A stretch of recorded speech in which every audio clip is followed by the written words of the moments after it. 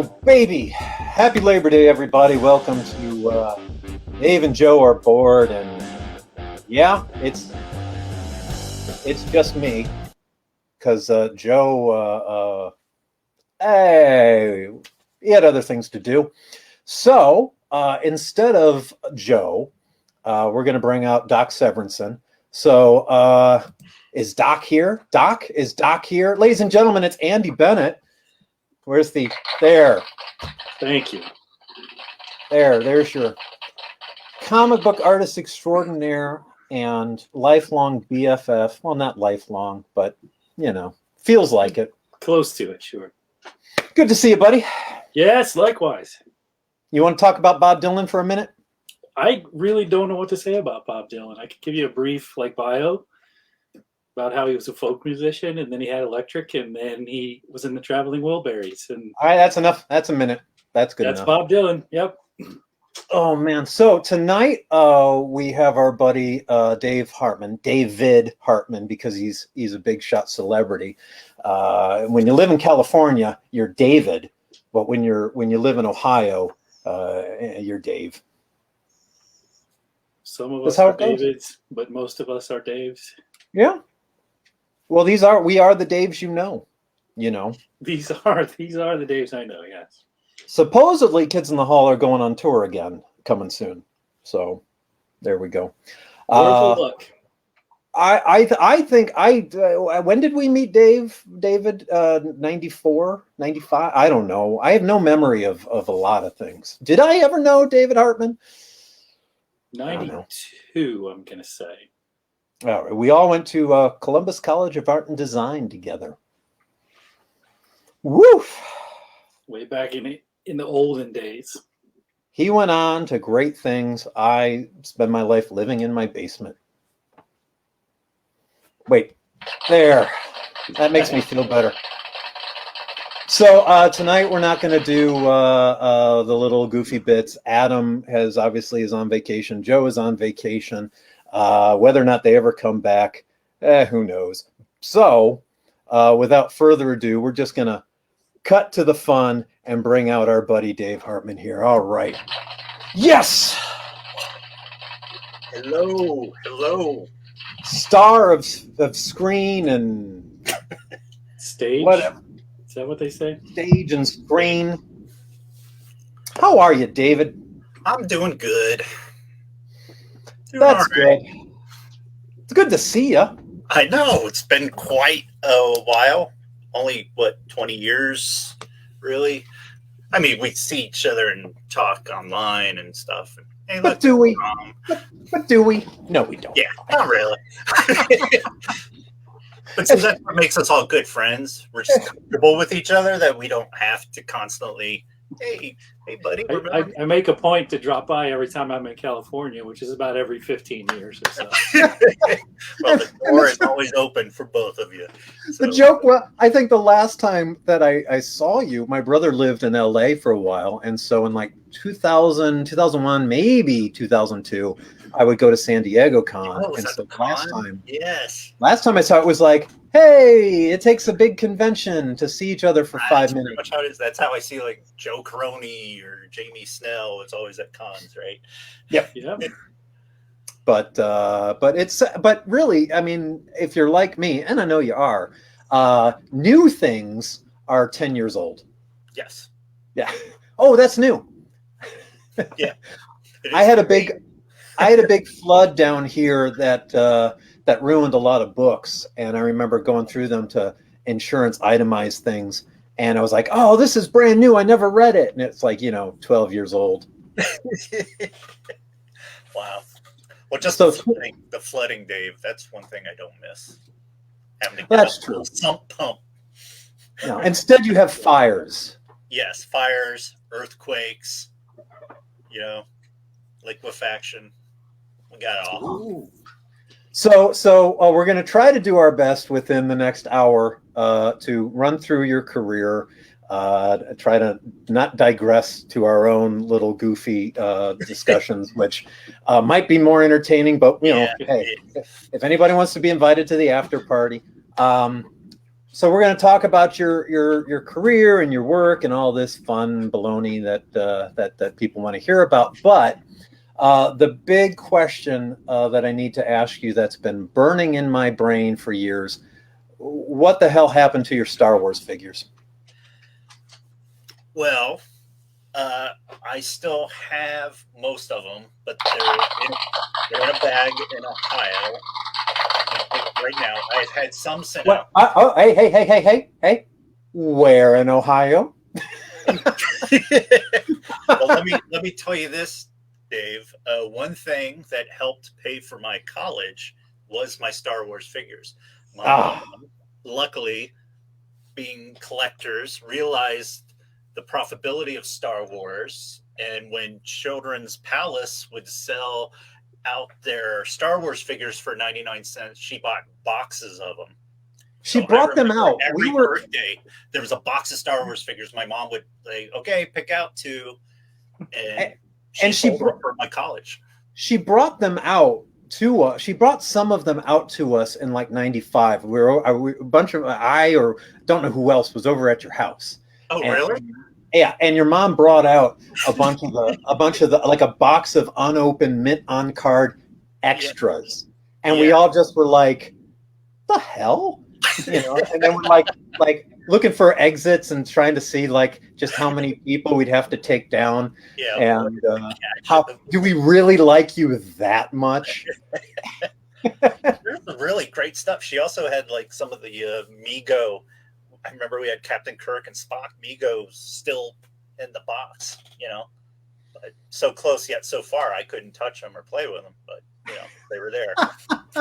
I do that to my kid when he was little. No. Those are daddy's. No, don't touch. Oh man. So the quite a few of them. So are they the mint on car? Are they the unopened ones still, or are they most the of them are open? Because I'm one of those guys. I open all my stuff and play with it. So. All righty. Well, it was good seeing you. I feel more alive inside. I get to play and act out my stories with the figures and stuff. You know. All righty. Let's cut to business here. So we all said goodbye to Columbus College of Art and Design, 1995, right? Yeah. Yep. Yeah. So when did you head out to California? Was it 97 or was 97. it? Yeah, just at the end of 97. So I've got a little bit of because your list of jobs in animation, because animation is so crazy with, I guess, downtime, off season, on season. Right. Your credits list is pretty bananas. Yeah, but quite a few on there. Extreme Ghostbusters was the first major show. That was what I came out for. Yeah, was for that. Coming out as a revisionist / cleanup artist, which was I took other storyboarders' work and kind of put it on model, made it look pretty, which is not what I was really good at. which I would say is much more my job, what I'm better at, and but still probably would hate it. So yeah. For me, it was kind of a tough, where I thought several times I'd be fired or just whatever. But I was fortunate enough that the producers, there was several times where a whole section needed redone, and I would just knock it out and storyboard it all and everything. And they moved me up at the end of that series to a full-fledged storyboard artist, which was great. You had the speed and efficiency that they were looking for. Yeah, and that lack of caring that comes with it, right? That lack of, it's good enough. Good enough. Yeah. Kathleen was on the show as well? A bit? Yeah, I brought her on because, when I left, I thought everything was over. I said bye to my parents, bye to you guys, bye to my girlfriend, go start this new life. But, she was doing things for a company doing kind of like CAD schematics and stuff. I was like, hey, that's kind of like props for animation, the backpacks, the gear and all that. And she did a portfolio and got hired. So she came out. We were on the same show. It was awesome. And refresh my memory, because my wife said, "Oh, your friend David." So I when did you guys get married again? What year? Oh, dude, you're trying to get me in trouble. Yeah, do the math, buddy. Do the math. Was it 98? It was either into 98 or 99. 99. But okay. Thanks, Dave. Thanks. Hey, too bad, buddy. Too freaking bad. Hey, it's not like I remember time I either. proposed to her in an animatic that played at work. I was working on Godzilla, and I proposed. We used to watch, like, the whole crowd would get together, the whole crew. Where's Godzilla? Oh, yeah. There's Godzilla. We'd get the whole team together, and we'd watch animatics, which are our storyboards with the audio and stuff to kind of make sure the timing's all right. And we'd watch them and enjoy them. But in the middle of one of the Godzilla ones, all of a sudden I pop out of the water, except I'm Ultraman. I rip out Godzilla's heart and give it to Kathleen. So she's like this big, and the heart's this big, bleeding blood all over her. Yeah, proposed to her there. In front of These instances of you doing crap like that are why we hate you, because you do way too much stuff. Yeah, I don't know how to turn it off. I also don't know how to relax. Well, you went. I clearly remember back in the days of odd CGI, and that you went from Ghostbusters to Roughnecks. Mm-hmm. I remember Andy and I talking, and then at the same, and then there was a little bit of Rusty the Robot. Yeah, which I loved. I named my cats after those two losers. Nice. Yeah, and Jeff Darrow. And then the big. I got to know him a little bit from conventions. He's wacky. Awesome. And then Godzilla was another one that you and Kathleen did a lot on, right? Yeah, so there was 40 episodes, and I think I storyboarded on more than half of them. So like 25 of them. And then that was my second show, and they liked my boards so much they moved me up to director on the one of the last episodes. So that was my first directing gig. And that was before everything was digital too. So it was getting actual film back and sitting in a little warehouse corner with a moviola, watching the film go by, and then all of a sudden just seeing cigarette ashes over all the frames, where whoever would do the cells was just like smoking and turning the cells. There's one where there's ink spilled all over it. It was great. Good time. All of our careers are kind of the kind of really entertaining age of. We were taught pre-digital, and the beginning of our careers were kind of that weird mix of pre-digital and the beginning of digital. And then that final realization that, oh yeah, no, there's no going back for things. I mean, Andy still breaks out the ink. Andy's laughing because he's like, I don't know what they're talking about. I got my ink every. Yeah. And he gets to sell originals. Well, I'll talk to you about that. We'll mention that later, because I mean, I have enjoyed the fact that the table that's the furthest back is where I get to go to when it's time to do originals, instead of the rest of the studio that's digital land. But I got rid of all desks. I have no desk. Even at my job, I have them take the desk out, and I put in a big leather recliner chair. And I like to just draw. Sit back like I'm a little kid in a big chair and just draw on my lap. That's all I want to do. Speaking of digital, so you really did go. I mean, this was one of the early kind of weirdly digital MTV. This was a weird series, weird story, because I was brought on surprisingly early on to do where they liked just my artwork for character design, which I've never done before, right? I considered myself at that point a director. That's all I was doing. And then I guess somehow Brian Michael Bendis, they got my work to him or something. He really liked it, and he was producing the show.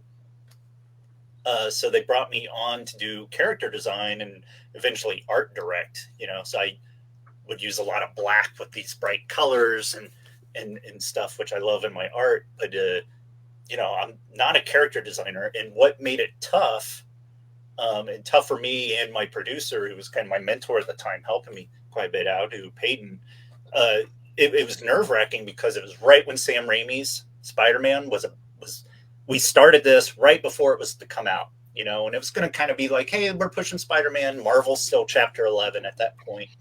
And Sam Raimi's Spider-Man hits big. And all of a sudden, I'm kind of caught in the middle with the character designs because Marvel is telling me, well, wait a minute, you can only design things that we own. So you can use Steve Ditko's version of this character. You can use Kraven the Hunter from year 60, blah, blah, blah, through 70, like very specific costumes. Sony is telling me completely design, completely new stuff. So we own it 100%, you know, and then enter MTV, who was going to put this on, who literally basically sent me an email just saying, just make them sexy. So started with an F. And that "able" at the end, but which I was just kind of like, what? Okay, okie doke. So all of a sudden, everyone kind of doesn't necessarily look like my art because they're all wearing tight pants, and they insisted that Peter Parker had purple pants. I'm like, do you know what purple pants means in the Marvel universe? You know, have you seen Hulk, Goblin, Lizard? Like, have you seen like purple? You just kind of don't put on the hero when he's being himself, but you know, whatever. I'm still very proud of the series. It was a lot of fun, you know, got to do some different stuff. But when you are working on a lot of these, are you for the time that you're on a show, is it that show and that show alone? Is it that much time, you know, that it takes up, or are you multitasking and, you know, working on one show for a couple hours and then another show for a couple hours? It's back then, it was pretty much that show. I do a lot of freelance stuff, not necessarily for animation. I was doing comic books at the same time and illustration and stuff, right? But when it comes to a show, at that point, it was just that show. And then every now and then they'd be like, hey, we need your help Friday on Men in Black. We'll pay you this salary. Can you help us out for a couple days? And that was up to the company to let me go for 2 days. Okay. But nowadays, I'm doing like 5 shows at once. It's crazy. Yeah. Well, that's what you get the big bucks for. So you did a bunch of the Astro Boy. That was what, like 2003-ish? Yeah. That was a good time. That was actually, but that was already animated. That was the Japanese version. I was just responsible for bringing it to American audiences by editing out anything offensive and the dialogue. Yeah, not with Astro Boy. Leave the shirt off. But that was a lot of fun, that show, actually, because the animation was so beautiful and it was a good story. And all we were really doing was putting it, you know, for audiences here and making sure the dialogue actually matched as best it could to the original source, which was different for me. I've never done anything like that. So yeah, that's kind of a neat kind of an interesting problem. And then, of course, yes, that was a big deal. Tigger and Pooh was huge. Yeah, and my daughter was at that age where she loved Winnie the Pooh, and I'm kind of like, this was offered up, and I was like, you know, I draw monsters. I was working for Rob Zombie at the time, but I'm like, you know what? Like, this would be so different. I love Winnie the Pooh, and my daughter's at that age where I could be her hero, and that was like one of my favorite jobs I've ever had, was working on Tigger and Pooh. And Jim Cummings, who does the voice for both Pooh and Tigger, we'd be in the voice records, and my daughter would come in and have her little action figures, and he'd be sitting there playing them. You know, it's like, oh, Tigger, let's go there. You know, and he's doing all the voices and stuff. I remember telling my daughter, it's like, wow, he is so good at doing their voices, right? She's like, he's okay. So it was a good time. But yeah, I love that series. That is cool. Yeah, when I first got a call from Nickelodeon for Dora. Now, the difference between me and you is one of the big differences is that I was never a huge horror nut. I mean, I liked it, but I was not the kid in the back of the class drawing monsters 24/7. That was you.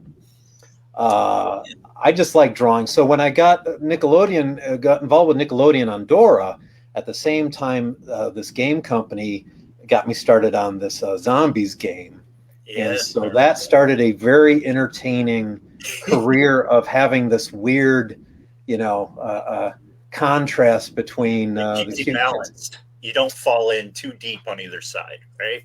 So But yeah, it's everybody's got to have the cute, at least something. Even Andy's got on his resume cute kids publishing or cute kids stuff.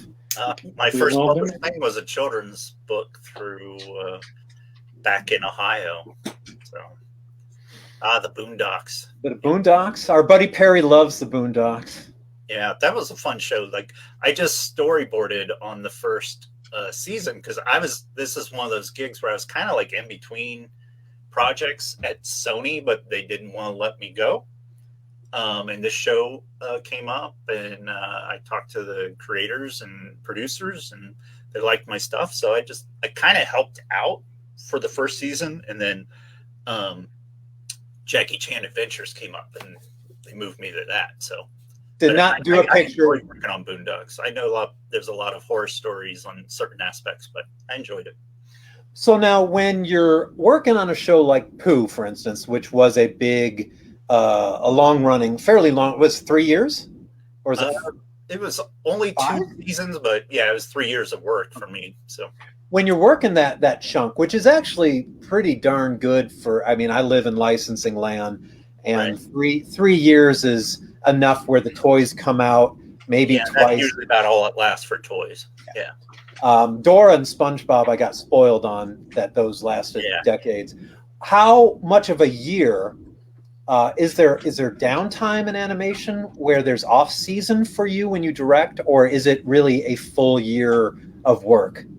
For a lot of people, it's job to job, and there might be in betweens shopping. I've been very fortunate in my career that when one thing ended, there was already something else waiting for me, or I was just starting. So, but something like Tigger and Pooh wouldn't take a break and then come back. You wouldn't go and no, because moonlight. I'm involved in the whole process at this point because I'm a director or producer. Exactly. So I'm doing editing, sound mixes, and all that. If I was just doing storyboards, yes, there would be a hiatus, and you'd probably go on to another show, and then hopefully that show ends, the next one's starting, and you'd come back. So.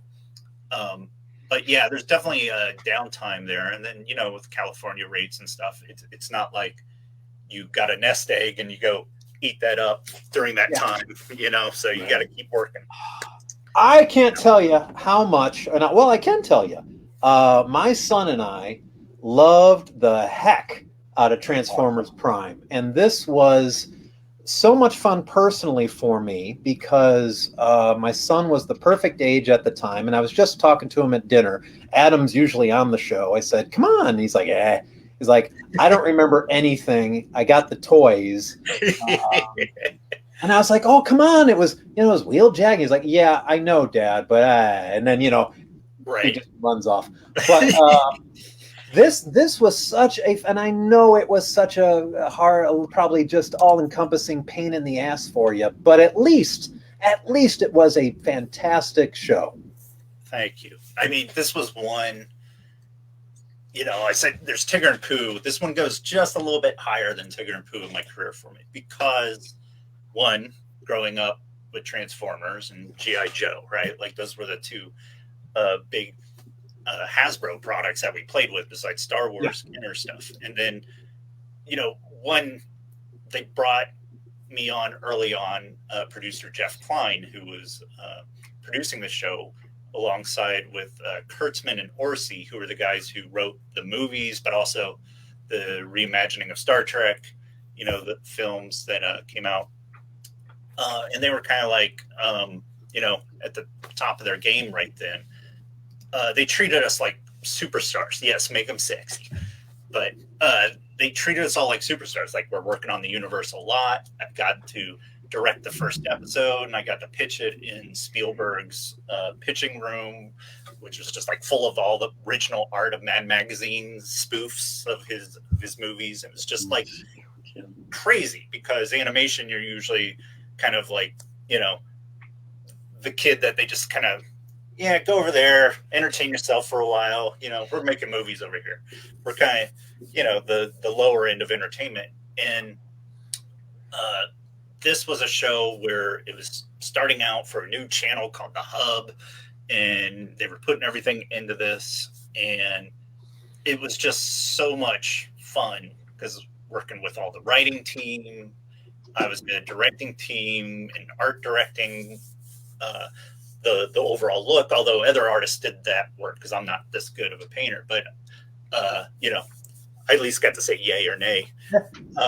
But for me, it was just it was a different time where we were able to tell stories that we kind of wanted to tell, and there was faith in us to do that, as opposed to constantly fighting with executives who are looking at numbers a different way. We were actually working with Hasbro directly, and they were all on board because we're all just a bunch of geeks, you know. And then me being the horror fan, I brought on so many. Well, Jeff Klein brought him in, but for me, he brought in, you know, Jeffrey Combs, Tony. And that's all I really cared to ask you is, what's Jeffrey Combs like? I bet he's nice. I bet we'd be good friends. Dude, like, here's a funny story. Like, our first time really meeting, you know, I mentioned him a few times, like, oh, he'd be great for Ratchet, you know, being the doctor and all this. And Jeff made it happen. And then we were meeting him at the record. And at the time, he had just started doing his one-man show about Edgar Allan Poe, which is like freaking incredible, which shows you how awesome of an actor Jeffrey Combs really is. Like, he's doing this whole one-man show, you know, remembering the poetry and writings of Poe word for word is just, I can't even imagine the memorizing that takes. Well, anyhow, he was doing the show, and he came in and handed out all these postcards to us, like, hey, come to my show, and had the dates on. But he didn't know I actually did the artwork for the posters for that show through another friend who's just like, oh, we love your horror stuff. We got this horror stage thing. It's like, yeah, I'll just do it. It was just kind of a freebie, right, for a friend. And then, you know, he's showing it around. It's like, oh, yeah, I drew that. He's like, no.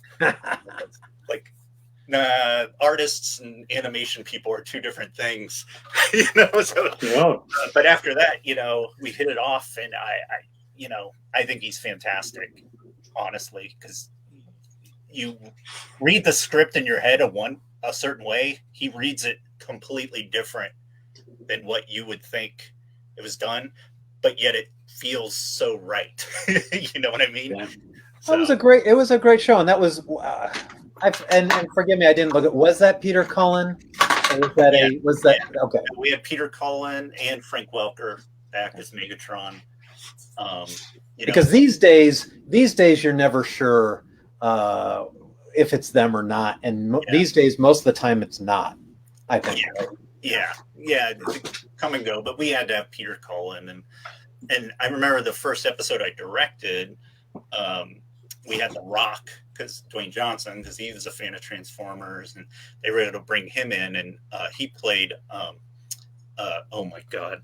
Now I'm done. Just give us a name. He played Prowl. Just say it. Just pick a name. It was not Prowl. Oh my God! He played Star. Young people, I have white hair. Forgive me. Yeah. Anyhow, I kill him in the first episode. Not Hot Rod. Yeah, I know that. I know the scene. I actually do remember the. Was it Cliff Jumper or something? Was it Cliff Jumper? Yes, thank you, Cliff Jumper, and yeah, we kill him. Yep. Oh, it was great. It was great. Kind of at least say, you know, anything could happen, you know, but so it was so much fun. And that, you were talking about long gigs. I was on that. Transformers at Hasbro. There was this version, then there was Robots in the Skies. Together, I think I was on Transformers for like 8 or 9 years, which is pretty crazy. Yep, and that was one of the few things that Adam, my son, liked toy-wise, much to our horror, because they're so hard for kids to transform. Oh, no, there's like you have to have this huge map. It was like 60 things you have to do to transform them. It's like that's an hour and a half show. Right? If they Gina would look at me. He would have a just meltdown, and or something would break, and she'd just look at me like, "This is your fault. Like you bought this for." I'm like, remember Hasbro did some great stuff. We had a character Sideswipe, who I remember. Yep. I remember them showing us some tests they had where they had him. It was like a butterfly knife, right? He's the figure, and they're like, one hand, he's carved. It was awesome.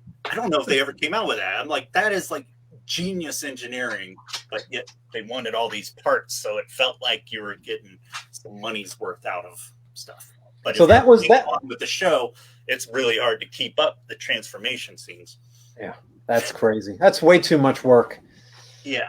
Give me back to more Tigger and Pooh. That's why the everybody. So in my world, when you start with like cute, simple, cute, and the kind of the maybe older comic fan looks at things that are even like the Mutant Ninja Turtles, and you just go, oh man, there's 4 of them, and there's like dynamic action, and it's the same amount of money as drawing a cute girl and her monkey. It's not that much different in animation. I mean, like, I'd rather just draw the guys fighting or Piglet bending over to pick up a pot. I'd rather have like so it was like here's your spread, and it's Dora and Boots are walking through the park saying hi to Tico, and you're like, okay, and then you go to another book and it's like, here's your 2-page spread, and it's all 4 turtles and they're fighting another 6 foot soldiers, and then you're just like, I guess I'm going to go over here with the girl and her monkey in the park, and then I'll count my monies. Yeah. I guess it's whatever is more creative, like Transformers, right? I probably could have stayed at Disney and did some stuff, but this was an awesome opportunity, and it's freaking Transformers. I couldn't say no to that. Well, and the good, I knew it was going to be a lot of work. The good thing is, though, that at least in my awesomely informed, brilliant opinion, you at least made, I think, to me, the only show or the only Transformers property that really matters other than the original show. I couldn't give a rat's ass about anything else. And it's hard for me to give, I mean, we're all the same in that you try to reestablish characters we grew up with. It's hard to win us over, and at least you did a show where it worked and you did it, and it was like, oh well, this is great. I got my buddy, and he's actually doing a show that is really good. And now we're going to go to something I haven't watched. Tresse. Andy, did you watch? Andy has. See, yes, that's why he's here, because Andy watched Tresse. This is based off of a comic book, Filipino comic, and this was a big deal for me because at the time I had left Transformers. I went to DreamWorks and worked on Jurassic Park Camp Cretaceous, just helping out on boards, and I was kind of like, what's my next producing gig? What am I gonna do? And just talking to my buddy Jay Oliva and Jojo Aguilar and stuff, we just decided Jay was offered this chance to do this show, and then he brought us all on, and we're like, let's just make our own studio. Next thing you know, we end up having like 4 shows in production all at the same time, where I'm directing and overseeing. But this show in particular, I boarded on every episode. We did it small. Instead of hiring a big team, we had 3 directors, and each of those 3 directors would board for each other. And it just made it a fun, it's one of those small crew, kind of tight-knit group kind of things. And just like the old days. Yeah, absolutely. And I'm really proud of this show, because I did most of it from a lazy boy chair, and it was awesome. Proved to me that it work. And so a show like this, okay, let's compare. So when you're working on, let's go back to Transformers and the amount of work, and you're directing, and you're the big, there's a lot of stuff to do. How many hours a week do you think, and I don't mean it to depress the crap out of you or to play cats in the cradle, But how many hours a week do you think Transformers took on a regular basis, on an average? That's tough because we're unionized. So, So the answer is 40? Pretty much 40. Now, as artists, you're constantly thinking about it, right? Yeah. And so even though I'm going home for the day, I'm still thinking about the show, how I'm going to tell a story, and it's just the next day I draw it, which is the physical work. But the mental work is nonstop. Well, that's interesting you mentioned that. I was just reading a Twitter thread about the union for animation and for TV animation. The director of the Snow Christmas Chronicles or whatever for Netflix was talking about directing theatrical animation and how there is no union for theatrical animation directors and how horrible that is because your insurance and everything, possibly. Yeah. But you've always remained in TV animation. Yeah. So and union partly for that reason, because I was wondering if that was I had opportunities, but for me, the payoff is different because I like to tell stories and give them, the medium almost doesn't matter sometimes as far as the story I want to tell, and but there's a lot of political stuff that goes with it, with the big companies and executives, and how many cooks are in the kitchen when you're doing that feature film versus a TV show like Tresse, where at the time nobody knew what it was until it's on the air, right? So, but the union itself, I mean, for an artist, that's something I never even considered. And it's your health care, it's like I got sick several years ago and was in and out of the hospital for a while. That's right. Jeez, I remember that now. But without the union, I'd be, paying out the butt right now. Well, and so for somebody like myself who has been self-employed for 24 years, maybe almost, in that realm, it's such a foreign. It's like my dad, who worked for Ford, was a Ford designer, telling me about, retirement, blobbity bloggity blurgity blurg, and like free money that he's getting and stuff. And you're just like, what the hell are you talking about? So, what's a pension? What's a pension? Pension, exactly. It's so weird. I forgot the word. And I know I'm naive with this, but there is no unionized illustration or. Nope. No. Well, I mean, there might be a cartoonist something, but I don't know. And I'm not really a cartoonist. Like tend to get kind of stuff. Yeah. So I have been somebody who has been on their own for the entire family. I mean, and that's just how my brain has to work. So, seeing what you guys are doing out there and the differences between unions and and positions that all of a sudden don't have a union. And it's such a fascinating thing. But, thankfully, Ohio living is much different in terms of cost of living. So people say, well, it's a give and take. I can't imagine doing what I do out in California. It'd be a little different. It'd be tough. Prices are way higher, and a lot of my friends, who kind of reach certain levels that they were comfortable within a company, realized, hey, I can do this remotely, right? Yes. So my friend Ben Lane produce where I'm stuck in there all day, every day. I can do the artwork remotely and still getting paid the same amount. But I was going to ask you that because Ben Lane, who we went to CCAD with, started working on the Simpsons all the time because we used to be in a building together. He was on Simpsons, Transformers Prime. We took over a floor in the Stars building, so Ben and I would run into each other all the time. And he was my old roommate, and he moved to Omaha years ago to just get the heck out of there. And once they got to the point where Cartoon Network or whatever, he was able to convince them that it'll be fine. And Yeah. you know, but is that something? Do you and Kathleen look around at any point and go, or is it because the family is no, you know, Ohio is not a big deal anymore? There's no. Yeah, I mean, Ohio has her family. My family has moved to different states and stuff. And for me, I just honestly, I hate the snow. I really don't miss it at all. I hear you on that one. Well, you know what? The snow hates you too. It So, definitely does.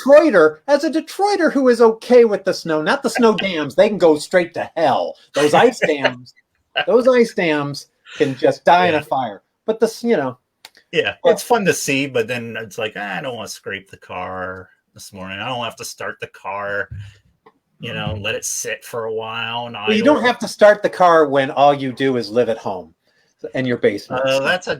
That's not a bad point. Yeah. That's true. So basically you guys are still just sitting there in California, and until it falls into the ocean, you have no plans. Right now, and I bought a house that I made sure was pretty high sea level just for that reason. Well, the whole state is going to burn down and fall into the ocean, right? The entire go out with a bang. Well, speaking of going out with a bang, this is the newest of that's the what I'm on right now. It's going to be pretty cool. So this is off of a video game, which is pretty big, and this is through our company Lex and Otis, and I'm directing and overseeing, supervising, directing, and producing, and and you can see there it's got a pretty big A-list cast. It's pretty cool. That's wild. Yeah. Wow. And when does this? I'm a huge fan of Doctor Who, so David Tennant being on there was like a dream come true. Very cool.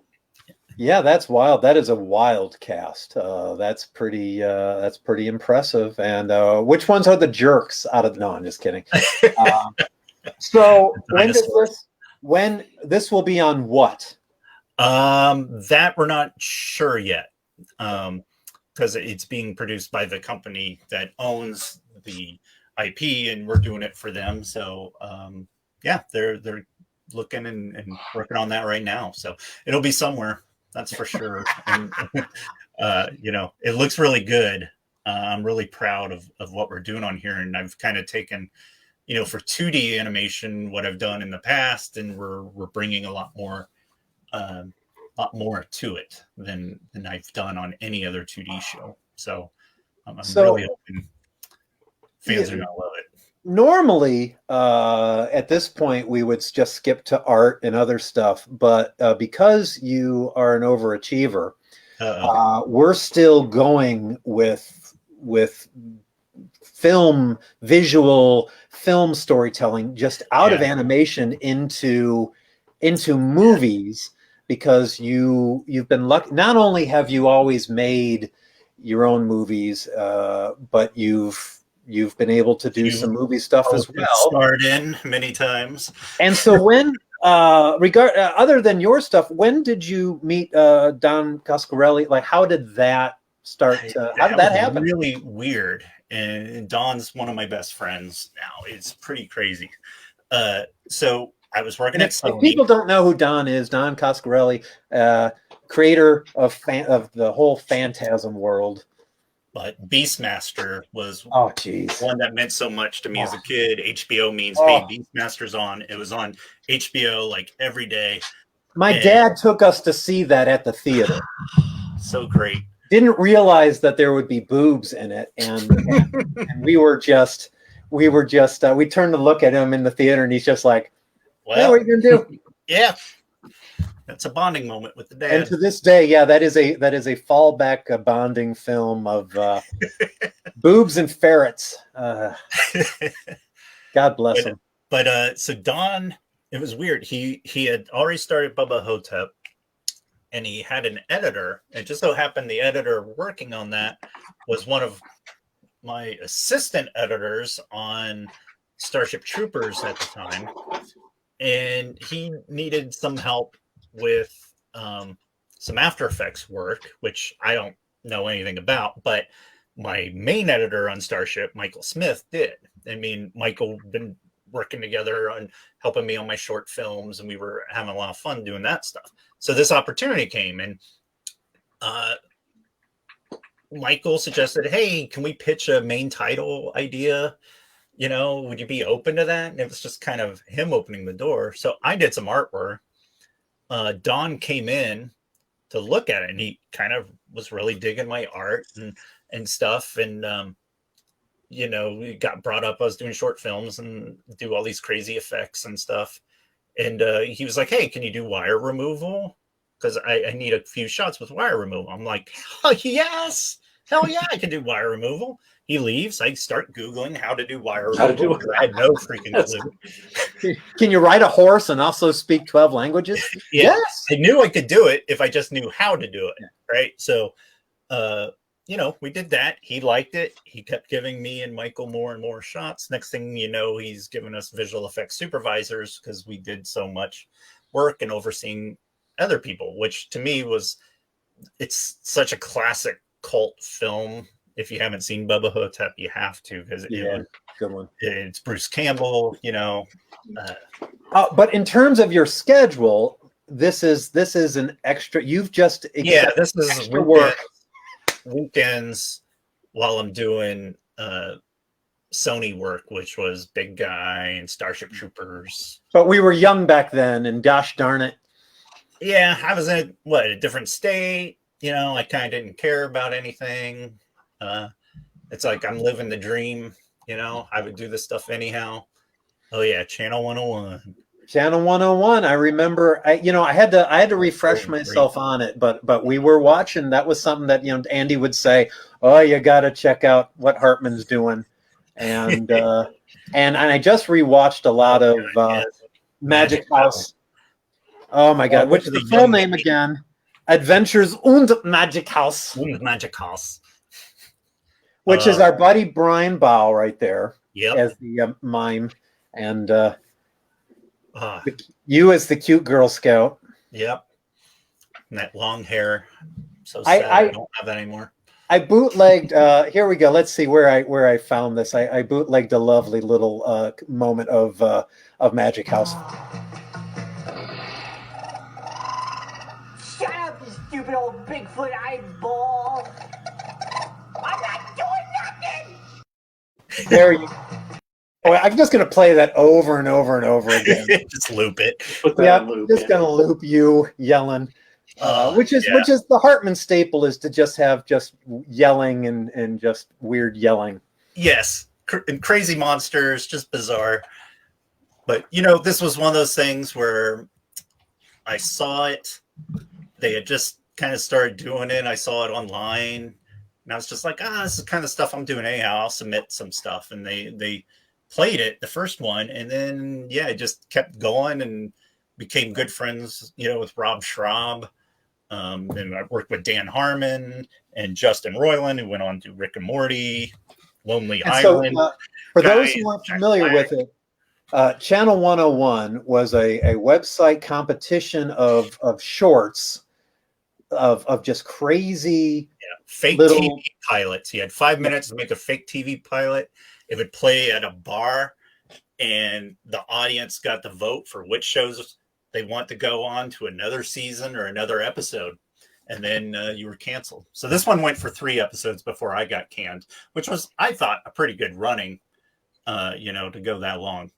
At least that was good for me. I had before, I even looked at the website and found that it was doing Adobe Flash, so it made my computer explode. But I think Andy bootlegged your Sideshow Monkey DVD for me years ago, so I watched it on there. Yeah. But they're also these. I'm working on it. So they're all on your YouTube page. So your Sideshow Monkey, pretty crappy low res. Back in the day of when 480p was high def. But I'm gonna bring them up to 4K someday.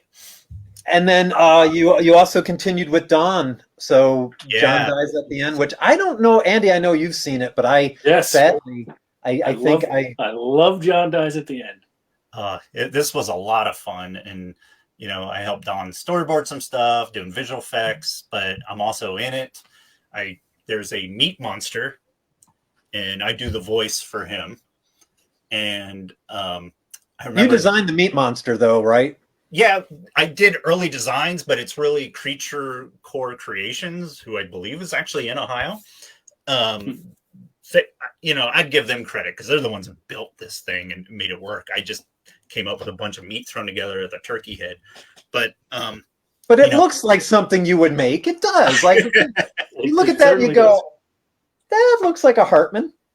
Yeah, but I end up doing the monster voice, and then there's a whole nother scene. There's an animated scene in the thing with the spider creatures, and I did that, and I kill me, my wife, and my child by spider creatures. That was kind of fun. But you actually see us thrown into the pit before we turn into cartoons. Good times. Oh man, that's good stuff. And of course, that led to that was the big one for me. How long did this take? Oh, many years, because as you might be aware, I was doing other shows at the same time. So it started out because, guys, I've always been doing short films, right? I was doing them before I met you and doing them after. And for me, it's just fun storytelling, play with the camera. And I would show these shorts to Don after doing Bubba Hotep and John Dies. It was fun because he would giggle at them and it'd give me a reason to test out new software, but I'd always make a little story around whatever effect I'm going to do or whatever the gag was.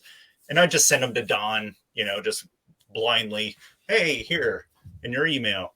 And it was kind of fun. But one day, we were talking about, just other stuff. And it got brought up about like, hey, we should just shoot on a weekend. Don wanted to shoot with me. And I was like, oh, that'd be so much fun.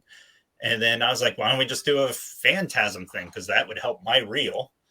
And, Don can use it on a DVD or anything. And, it's just a little short. So he called up Reggie Bannister and I met up with, make him sexy. Met up with Reggie and we just did a little short scene. We just shot on a weekend and it went good. So we're like, you know what? This was fun. Let's do another one. And then let's do another one. And then we did maybe about 3 or 4 of these, right? And we're not sure what we're going to do with them. And by the way, I'm doing Transformers Prime. Wait, I started this on Tigger and Pooh, but then I went to Transformers Prime. Oh, geez. So that is a full-time job, right? So this was literally like, okay, Friday night, I start getting all my stuff together, storyboarding for what I'm going to film Saturday morning and stuff. And, it was super, super low budget, right? So it was really just having fun. So we took those 4 shorts and we're like, what are we going to do with these? We were like talking maybe doing a web series on YouTube or something. So anyhow, it just sat on a shelf for a while. And then after they sat for a while, I was like, Don approached me and he was like, I think I found out what we're going to do with these. I was like, oh, what's that? He's like, oh, we're going to make part 5. And I'm just like, yes. I always wanted to see another movie and I'm sure I'll get the help on it in some way. Right. If not visual effects, maybe I can hold a light or something. And then Don's like, oh, and you're directing it. and it's just kind of like mind numbing. Right. Because that's like was the greatest thing ever. Now, as a fanboy, there's part of me is like, no, Don's directed all of them. He should direct this one. I'm going to be the outsider. But the other time is you don't say no to an opportunity that's like that, where you get to work with your heroes. Because I've told this story a million times, but when I was like 7 years old, we went to B. Dalton. Little Professor bookstore. And there was Get it right. Props to Little Professor. They had Fangoria issue 2 with Frankenheimer's Prophecy Bear, and inside was a whole thing on Phantasm. And I had no idea what Phantasm was. I didn't see it till years later, but I would just stare at these images in the Fangoria. And luckily my mom had no problems buying me a Fangoria at age 7. And, looking through that, you know, thinking back, it's like, wow, it really kind of helped push me into my love for horror and that imagery and stuff. And while we were at CCAD, I saw an ad. Gosh, I forget. It was in some local magazine or something, but hey, we're going to do a Phantasm Con and it's going to have guest Reggie Bannister and guest this. And I was just like a little fanboy and I couldn't afford it, you know, because we had CCAD money. Right. So I just, you know, wrote him a letter saying I'm a huge fan, all that. And Reggie actually wrote me back and signed stuff. And I was just like, wow, this is the greatest thing. Right. So then to meet these guys later and then, you know, get to direct them and, you know, the whole cast and get to work with Angus Scrim, you know, one day I was sitting there and there's Angus Scrim and Reggie Bannister and A. Michael Baldwin and the whole original cast just sitting on my couch reading words I wrote with Don. I'm just like, that's fanboy dream. That's you know? cool. That's You right. know? So we probably took, you know, after we were all done, I had to do all the visual effects. I don't know how to do CG stuff. There's like a whole CG shot. It was supposed to be a matte painting, but instead I built a whole CG city with the sphere flying through it and the cameras going through. And it's like, And you made, according to the credits, I watched this last night. You made Kathleen work on it too, didn't you? oh yeah, she did. Oh, obviously, She had She a was in cameo in there too. Yeah. she's the nurse, but Yep. she also was there in the matte painting credit. Yes, yeah. So she Oh. did, like, when there's these destroyed buildings and there are these gravedigger guys with gas masks and stuff.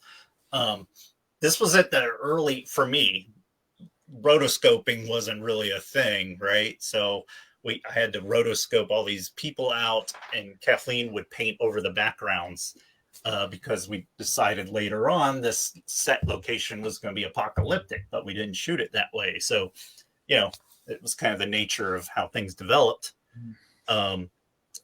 You know, and some might say it's Sci-Fi Channel special effects. I'm fine with that because it was just freaking me. So that, you know, that we can get to that level, you know, and with help from friends and stuff. I'm really proud of what we did on this because it literally was not much money at all. Most of the money went into making the transfers for theatrical because we got a theatrical release, you know, in theaters and stuff. So I enjoyed it. I had no clue. I hadn't seen. If I have ever seen any Phantasm movies other than the first, I don't remember. And honestly, I thought that Mickey Mouse was in it with the sorcerer's hat. Ah, ha, ha, ha. Anyway, but, I watched it last night and I enjoyed it. It was I thought it was thanks. Yeah, and it's like I did want to spend time rebooting or re-explaining. It's just another sequel, and it just takes place where the last one left off. So I did kind of a little binge and watched all 4 in a row before we saw Ravager in the theaters. I had a buddy that was working with me at the time who was a huge Phantasm fan. You actually saw it at the theater? And yeah, we went and saw it at the Gateway at a midnight show. Andy likes you more than I do. Apparently. No, my buddy Eric though was a huge Phantasm fan, and he was so into the. Dave's all mad. He left. Oh yeah, we kicked him out. I guess he was so into the thing. He bought himself one of those Dodge Challengers in 2013 because that's the closest you could get to that Barracuda, man. And he was so stoked that you brought back the Barracuda for Phantasm 5. That was one of our shorts that we were on early on. I remember telling Don's like, "Hey, can we do something with the CUDA?"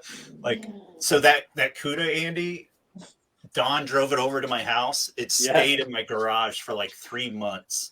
That's amazing. My wife, Kathleen, was building Gatling guns and making it apocalyptic. And yes. I would have to do storyboards. I would go sit out in the car doing storyboards. You know, it's like, that was, again, kind of fanboy stuff. But all right. So before we head into your art, which we're already at an hour here. Sorry. But I just want to get this off my chest because I'm a little bitter.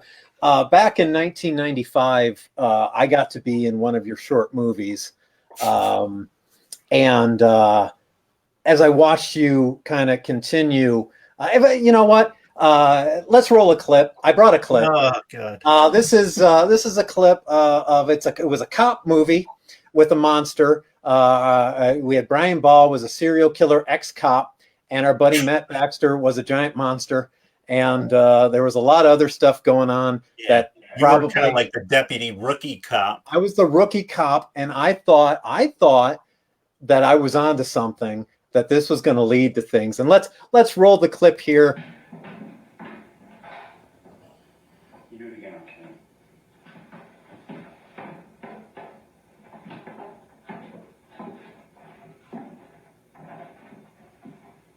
Rookie.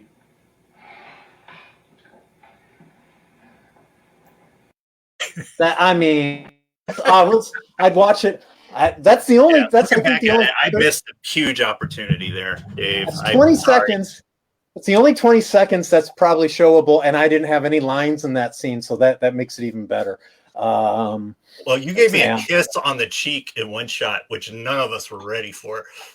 Just Brian and I, we would watch this and we would laugh so hard because there's this one scene where you're like, "You'll never forget the day you learned my name," and then you kiss me, and I'm just like, "What?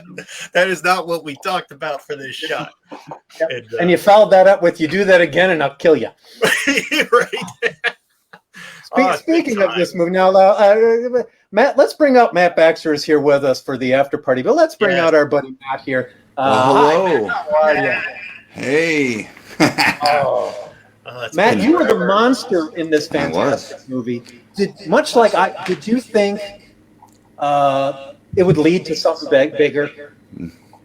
Nah, I just had fun. It was just hanging out and having fun. That was all. I have two movies with Matt that Dave, you probably never seen.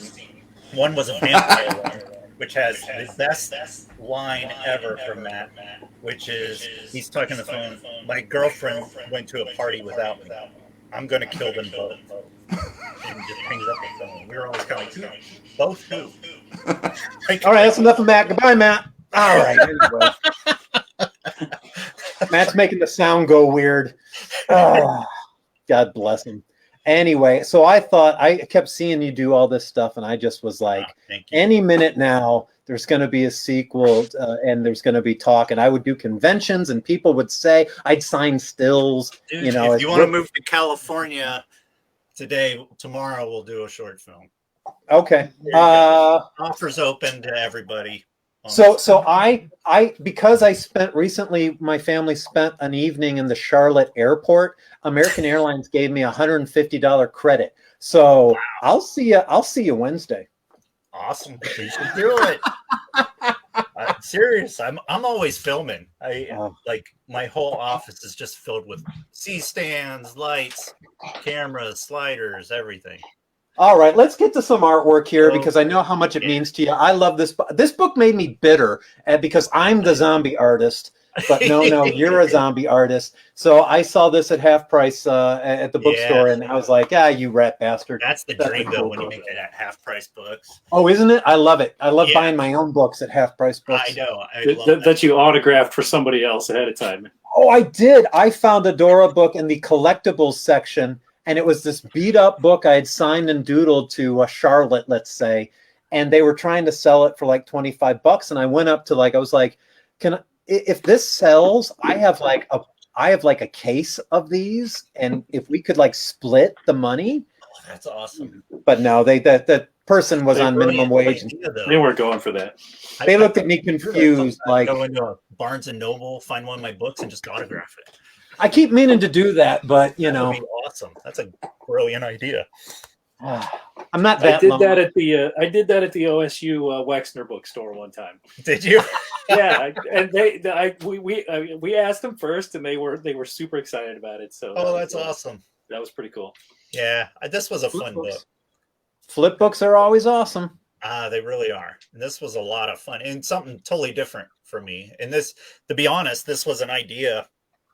I can't take it fully on my own. It was brought to me from the publisher that they were going to do this because they saw my art and they're like, "Oh, this would be so perfect. And you've done many monsters already." So it's like, yeah, why not? So.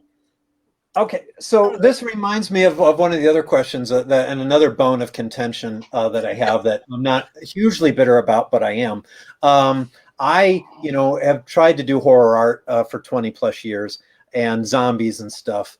I have never met Rob Zombie, but supposedly you are like one of his BFFs. How the hell did that happen? Other than the obvious, which is you're awesome. Yeah, I mean, I've just been lucky enough to get a lot of work from him. Like, I think he might have found me off Deviant Art, to be honest. One day he reached out to me, sent me an email. I thought it was Brian Ball, just screwing with me. Right? You. Yeah. So I wrote back going, I'm sure this is probably Brian busting my balls, but if it's not, just in that rare case, here's my phone number. Give me a call. And the phone just immediately rang. And, it's like, his voice right away. It's like, yeah. It's like, okay, that's Rob. So, I really love working with Rob, and he seems to like my stuff. So I've just been fortunate and, got to do some stuff. And I think we saw a fan of his and his music already, but I will say one of my biggest memory fan moments was, I did this American Witch music video for him, and he would play it behind the band, right? So on the stage, yeah. So we saw the on stage, really giant, playing my artwork.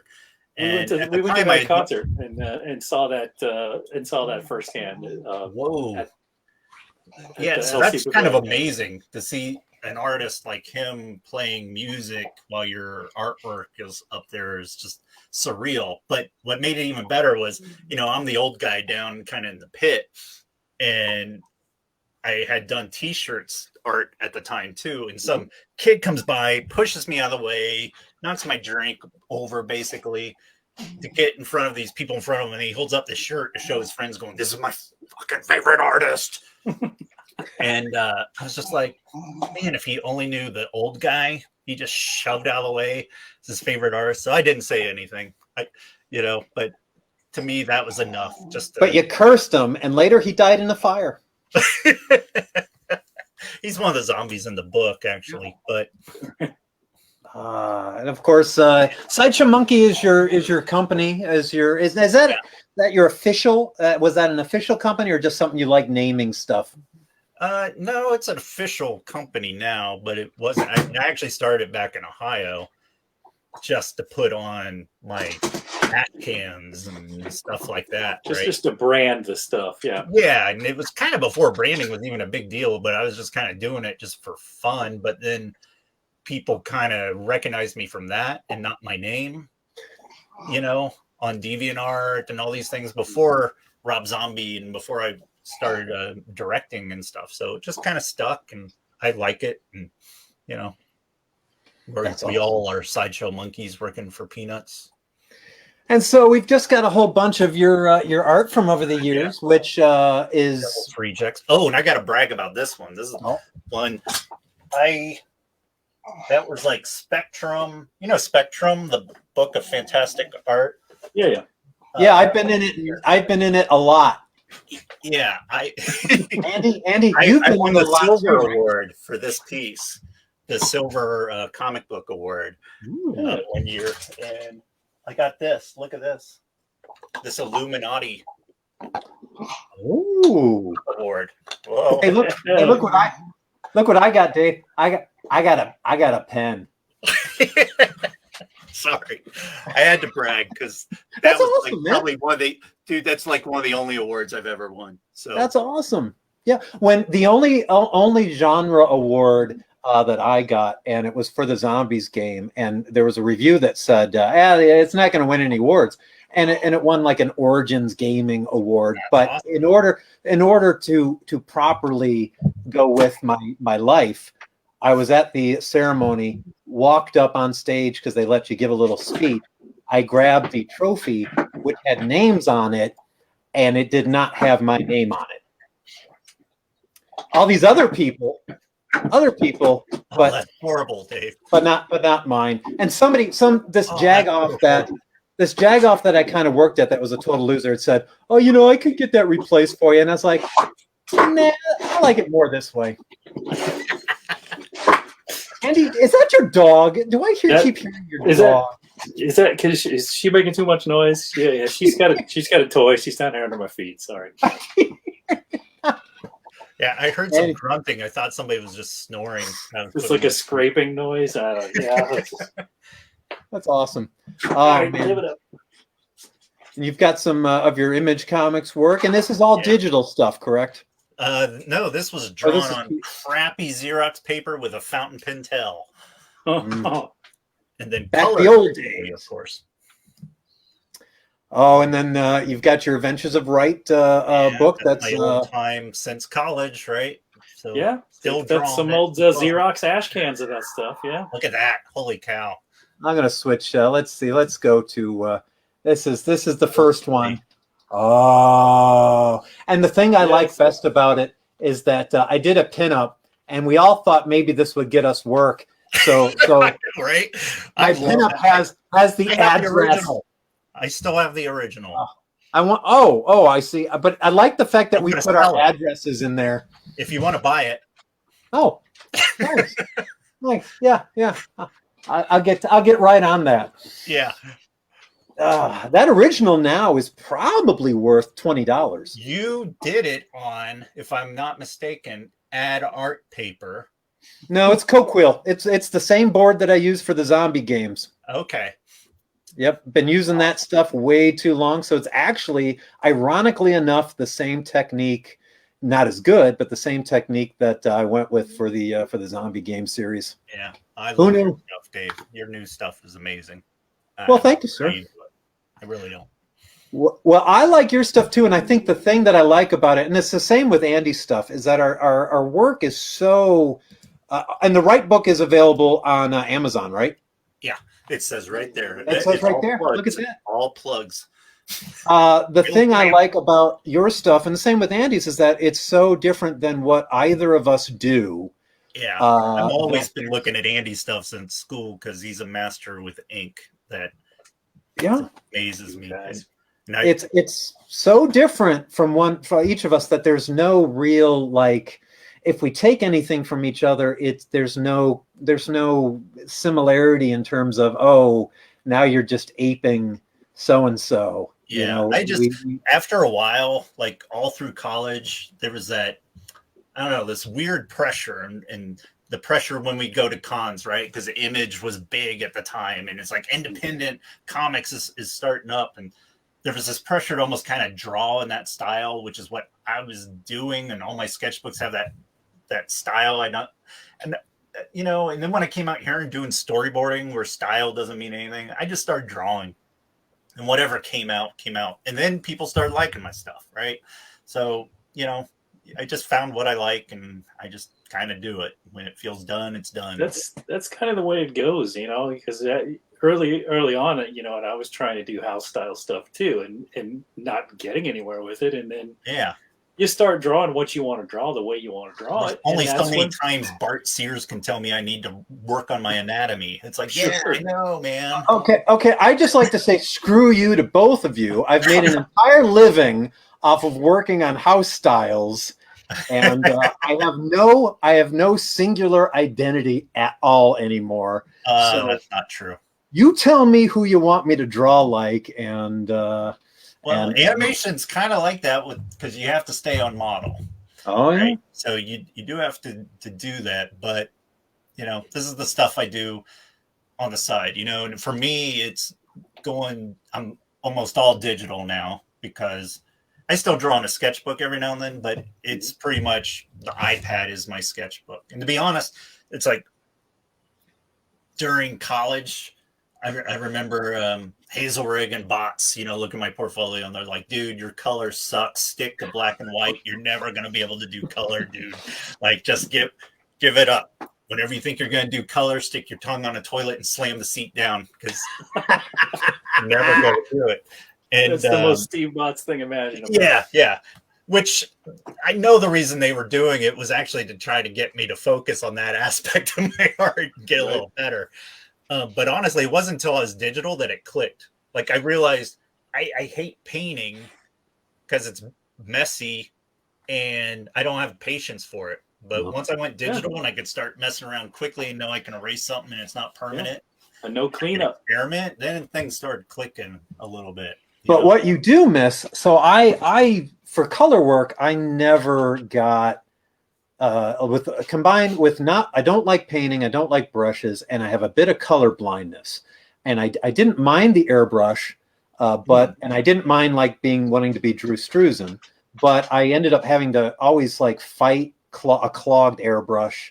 And I also didn't like the whole getting overspray on your frisket, and you would lose the ability to know the comparisons of color and value as you were spraying it. And so for me, obviously color work. And with the licensed character stuff, you would get tiny little Pantone chips, and you'd have to match those colors. And it was a nightmare. So hats off to my friends and the other people who worked that way. But once Photoshop got the ability to handle larger files, I was all there because it was airbrushing. I could see it mentally that it was just the same as airbrushing, just digital, and I was there for it from the start. So color-wise, I really was happy about it. But I always liked having something that was tangible, that was real, that could or could be sold. So I think the thing that you've changed is that even stuff like the Casper and these fun comic redos, everything is digital. So you're missing out on anybody saying, "Hey, dude, you got the inks for that to sell?" No, and I don't like. It's weird. Like I'm at that point, where animation has been my main job. This stuff is for fun. Every now and then I'll do an original and I can sell it. And I think it kind of makes it worth more because I don't do that many originals anymore. But I'll do sketchbook pages and then can sell sketchbook. But it's really weird. I feel like the market has changed enough where you can sell digital work. It depends. Point is like licensing, right? Like people wanting to license my art to use for book covers or whatever, and it's like there's even pieces like my Lovecraft piece, I've sold that multiple times, for different projects, and it's a piece I did 15 years ago. So it's there's some aspect to it, but for me it's still just I'm fortunate in that just drawing the monster stuff and the fun comic book covers, I don't have to rely on that to pay the bills because I got animation to fall back on. Yeah. Right. So for me, it's that aspect is still kind of a hobby.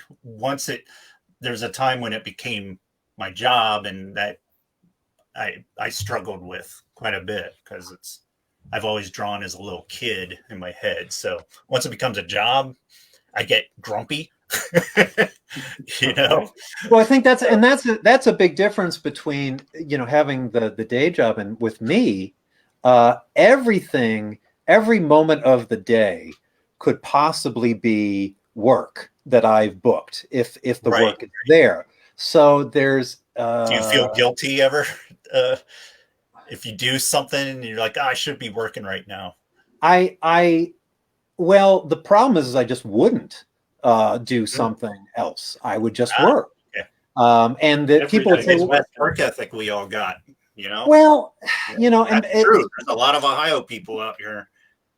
They have some good work ethic. I mean, I always had, and the other part of it is people would always say, "What do you do for fun?" And it's like, well, I don't want to be here because I'm already here 40, 60 hours, in this studio. So unless I have another studio, I'm not doing artwork for fun because that means coming back down here. I'm already down here enough. Why do you want me down here more? You need to get you a big comfy recliner and an iPad. Yeah. And it's funny because all my friends, all the artist friends that I know have talked about Procreate in their iPad Pros. My production level has gone up at least 500% once I switched to the iPad because, and this is one of those things that you don't always talk about, but I get up in the morning around maybe 6 or 7 a.m. I'll draw for like 2 hours in bed, right? Just laying in bed with my iPad, I have a comic that'll be coming out at some point, and That's weird, Dave. the whole comic is done in bed, so you can know that. But seriously, like I'll do that, then I'll go to the day job, right? And then in the evening, I'll do a little bit more drawing if I'm up to it. But I always feel good doing it first thing in the morning because I feel like I accomplished something for myself. Then I'll do the job and, so forth. But I never ditched, unfortunately, my night owl schedule. And so I with a kid getting up in the morning, going to school. Well, that's what Gina was lucky. Gina, luckily enough, has tolerated taking care of the mornings. And so I never see my kid in the morning, and he ever, which, I mean, I should probably be horribly divorced by now, but thank God we're both neurotic. But I do an afternoon shift, I take a break, and then I do an evening shift, and then I kind of watch some stuff and go to bed. And I'm one of those guys where I'm up early, my brain is active, but around 4 o'clock, everything just starts going downhill fast, right? So yeah, it took me years to figure that out because CCAD put me on the night owl schedule. I was on that for forever, but then, having the kid and stuff and being up early, I'm like, wow, I'm actually getting quite a bit done. Well, the nice thing is that when you wake up, I'm just going to bed. So there you go. That's true. So we've got some new stuff here. You've been doing some games now. I thought doing the games was my thing, but no, if you want to do the games too now, I guess for me. Fine. Whatever. Yeah. Hey, if you want to do licensed kids, licensed character children's books too, just go do that too. I don't need to do anything. Yeah. Well, this was brought to me, and I did both of these during the pandemic here. Again, iPad productivity helped me because each one has probably about 200 illustrations with the cards and stuff, whether they're just characters or scenes. But I'm really proud of both these games. It's something I've never really done before. So it was a lot of fun. But Trick or Treat Studios, I think they're both coming out if they're not out already. Yeah, who knows with the supply chain these days? They could be out. They could be. Yeah, I'm not sure. This is one of my personal comics I'm working on. This is the one in the bed. Not the story, but the creation of. That's awesome. So, and I'll leave. This is another one you're working on. That's the same one, actually. Oh. I'm doing Monster Drive-In, which are a lot of my movie ideas I was never able to get off the ground, so I'm just drawing them as Grindhouse films. That's awesome. That I would have liked to seen, like these were from the 70s or 80s. So, yeah, just crazy stuff. So, but I'm, those are ones where I'll try to draw a page a day if I can, and color it the same day or the next day. I don't know, just as time allows. That's awesome. This is the kind of stuff that I've been eyeing, retirement, and by retirement I just mean calming the fuck down with the licensing stuff, and this is the sort of stuff that I look forward to trying to do or figuring out something to allow myself. You talked about before, you asked me about how do I allow myself to do this stuff, and I said I don't. And so that is a goal for me. So when I see this kind of stuff, I do burn with a jealousy deep inside, but at the same time, I don't have your ideas. So, Yeah, I don't know. I just draw, and what kind of comes out. Well, and I think that's the thing. And so a lot of these are just like, I'll just draw this morning, throw it on Instagram. That's kind of there for an Instagram post just for fun. And I'm a big fan of bad movies. I'm a big fan of independent horrible movies or horrible good ones. And the thing that you have to understand about it is you go, the only difference between this horrible movie and something I could do is that I wouldn't let myself do it. I would say it's going to be horrible. It's a waste of time. You don't bother. and then you talk yourself out of it because you know better, Right. and then you don't do it. And so you go, yeah, you got to get over kind of the filter you've installed that says, Yeah. Again, this is where I go back to being a little kid in the big chair, right? Yeah. I'm just drawing. If people like it, cool. If they don't, cool. Just have fun. This is for my comic. I just threw in old ads that we loved as kids and seen in comics in my versions. I really like that one because you get 3 pieces of lifelike bread if you order. Can 3 breads. Terrifying lifelike reproductions of bread products. There you go. But this is like the crap we were doing back at CCAD, right? We were doing our own comics and we'd share them with each other. I don't know. I wasn't. Now, and of course, it's not enough that you're doing art and movies and animation. Yeah. You also got to do music. Yeah. Yep. God, that stuff I've been doing since I was 13. Doing electronic music. It wasn't until it started becoming cool again with Stranger Things and stuff that I was doing some YouTube drawing videos, and I was playing my music in the back just as filler. People seemed to like it. They said, "What's that? Where's that album?" So I released an album. It did well. Did another. I don't know how to market this stuff. I just make it. Let someone else. Unfortunately, not on vinyl because I got to pay for it myself, which I haven't made that step yet. But if I get a distributor, I probably will. Oh, man. And I'm working on a 5th album now on the side. Sure. Of course you are. Well, the thing, Dave, is like I don't necessarily see a project. Like when I do an illustration, I got to do it all in one sitting, right? If I don't, it may high potential that it's never going to be finished, right? So for me, if it's a paying job, that's different. But just for my personal work, right? So I got to see it through. After a while, I get burned out of just doing that. So I do music for a while, and I'm still being creative. I'm still, satisfied emotionally for creating something, but I'm not drawing. Give my hand a rest a little bit, and then I'll go back to drawing, or I'll go do a movie thing or short film. Like I like to change it up a little bit. And, after you do that cycle for a while, then all of a sudden a bunch of stuff appears out of nowhere. So I'll have like long spells of nothing. But then all of a sudden it's like, oh, and by the way, here's 50 new things. And then I'll disappear for a while. There's 50 more. But I don't know. It's kind of fun. And that's my way of dealing with burnout. So I don't get burned out. Yeah. Gotta switch it up. Well, sir. We're hitting the hour and a half mark, which I bet is probably that's probably good for a little show for people to watch, right? Yeah. It's been great chatting with you. Man, I miss you guys so much. This is fun. Well, we're gonna have to. I mean, as we're really getting, I think, getting to that point where we need to start allowing ourselves to have some more fun.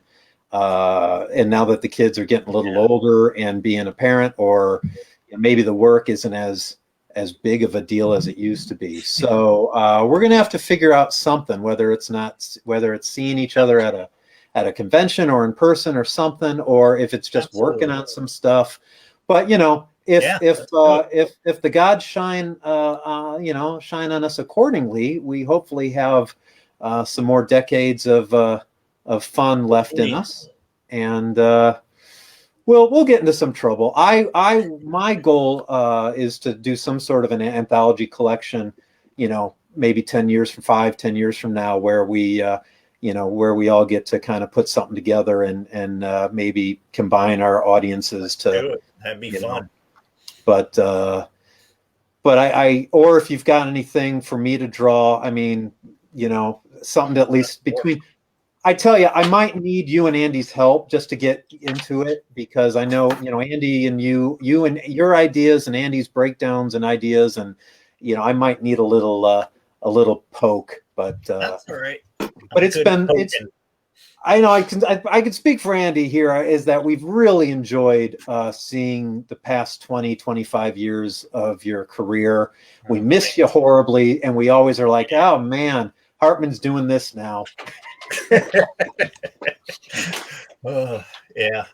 So I don't know how it happens. You know, just like to make stuff. Who knows? It's well, and also, I mean, don't sell yourself short. You like to make stuff. You've got fantastic ideas, and we always think the world of you. And we're not surprised that other people think the world of you. So, I mean, it's not that hard to see. It's to us. I think it's fairly like it's not a surprise to us. Well, thanks. It still is to me. So.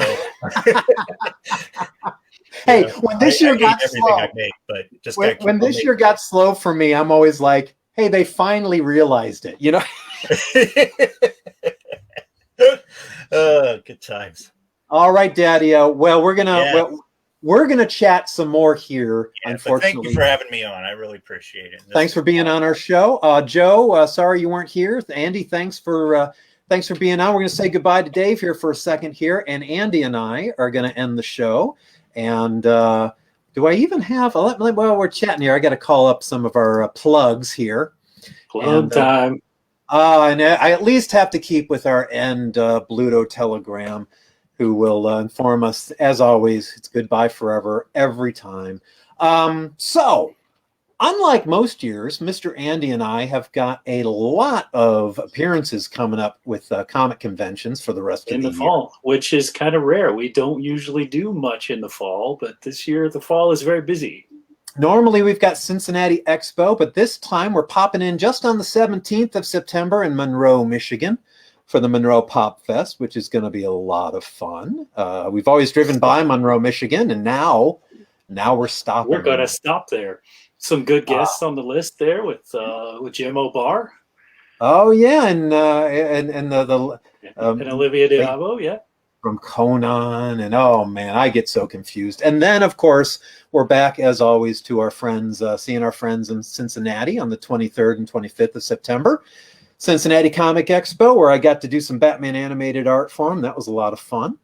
All of these shows, we're doing drawings and commissions, and we'll be there with books and prints and all that fun stuff. And then October 14th and 16th, we're going to be guests at the Motor City Comic Con.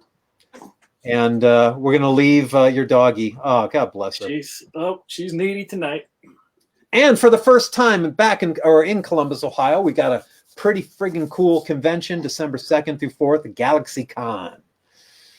So holy crackers! A lot of buzz, a lot of interest in this show, especially locally. I've had a lot of people that work with me in my office asking about it, and nobody ever asked me about Comic Cons. Yeah, my brother-in-law was like, "Hey, we'll see you there," and I was just kind of like, "Wow, that's weird." So the marketing machine works. Really are hoping the best for these guys, because once I found who to contact. They could not have been nicer and more just receptible to us, and the communication fantastic. Yeah. So far we love them, and high marks to this point. Yes, we'll see. Thumbs up. We'll see when things actually happen, and I'm wishing them all the luck in the world. Yep, we need people to show up. So if you're around the Ohio area, our town needs a show, and we're hoping we found one. So there you go. So again, we've got art, we've got all that fun stuff that we'll be doing. So if you need anything, get a hold of us. I'm putting the final touches on the art book right now from last year's Inktober project. Muppets 2, right? Muppets Volume 2. I've got just a couple more details to fall in line right now, and that should be going to the printers this week. Yep, my newest art book I've started, but I really can't do it until I sell and discontinue the previous one. So I'm hoping the end of the year helps get those out the door, fire sale them. Maybe the winter will just be really cold, and I'll just burn them use them for fuel. Sure. And I'll be out. I'm just in the basement because it gets cold down here, just burning my art books. So And speaking of Inktober, that's just a few weeks away, and I have a plan that I'm still formulating right now, but it's coming together. So I'll be doing that again this year. I've got one Comic-Con in the middle of it all. So there you go. All right, Mr. Bennett. We will have you back on the show, obviously, especially when Inktober is on there. I will see you in like 2 weeks. 2 and we will weeks, be in yeah. Monroe, Michigan. And thanks so much for filling in and chatting. And talk to you soon. Anytime. Thank you. All right, everybody. Thanks again for tuning in. Again, if you're watching this live, bless your hearts. If not, tune in on our YouTube channel and follow us there. Subscribe, like, whatever the kids do. And let's see. We're going to leave here this time with, let's leave with our good buddy Dave. Shut up, you stupid old Bigfoot eyeball!